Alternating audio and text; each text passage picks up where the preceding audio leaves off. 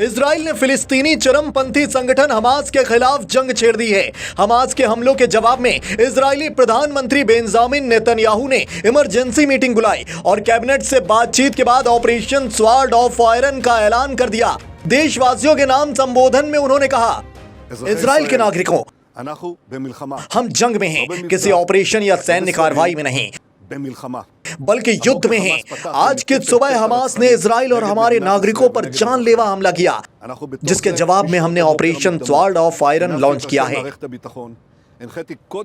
हमने सुरक्षा बलों को आदेश दिया है कि सबसे पहले आतंकियों के कब्जे वाले इलाकों को खाली करवाएं। उसके बाद हम दुश्मन को ऐसा जवाब देंगे कि उसने सोचा भी नहीं होगा। दुश्मन को इसकी भारी कीमत चुकानी होगी। इस दरमियान इजराइल के नागरिकों से अपील है कि सरकारी आदेशों का पालन करें। हम युद्ध में हैं और जंग में जीत हमारी ही होगी।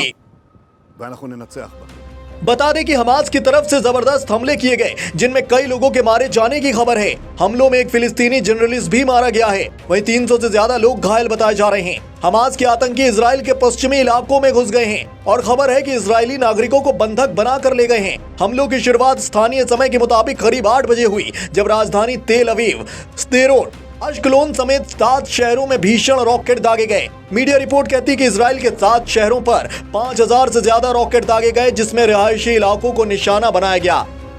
इजरायली सेना का दावा है कि दुश्मन ने गाजा पट्टी से 2200 से ज्यादा रॉकेट दागे, जिनमें कई इमारतों पर आग लग गई और कई बिल्डिंगें तबाह हो गईं। इस हमले के जवाब में इजरायली सेना ऑपरेशन आयरन स्वॉर्ड शुरू कर चुकी है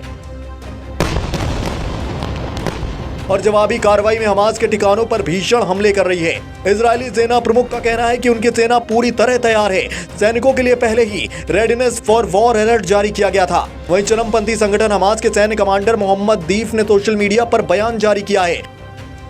उनका कहना है कि अल अक्सा मस्जिद को नापाक करने का बदला है। हमास ने इस ऑपरेशन को अल अक्सा फ्लड नाम दिया है। दरअसल फिलिस्तीन का आरोप है कि अप्रैल 2023 में इजराइल पुलिस ने यरूशलेम स्थित मुस्लिमों के पवित्र स्थल अल अक्सा मस्जिद पर ग्रेनेड फेंका था। हमास अब इसके जवाब में इजराइल के खिलाफ ऑपरेशन अल अक्सा फ्लड शुरू कर रहा है और पश्चिमी इलाकों में भीषण रॉकेट हमले कर रहा है। इतने भीषण रॉकेट हमलों को इजराइल का सुरक्षा कवच आयरन डोम भी नहीं रोक पाया और ज्यादातर रॉकेट इजराइल के बॉर्डर में दाखिल हो गए।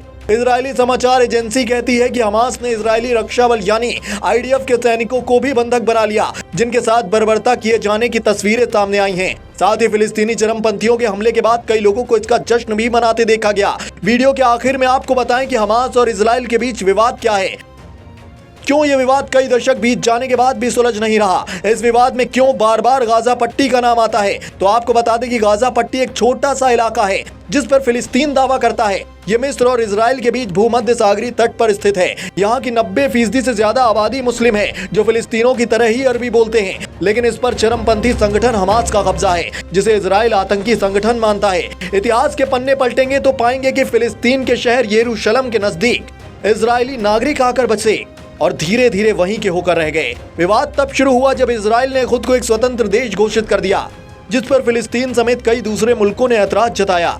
1947 के बाद UN ने इस मामले में दखल किया और फिलिस्तीन को एक यहूदी और एक अरब राज्य में बांट दिया। लेकिन दोनों देशों के पवित्र स्थल एक जगह होने से विवाद बना रहता है।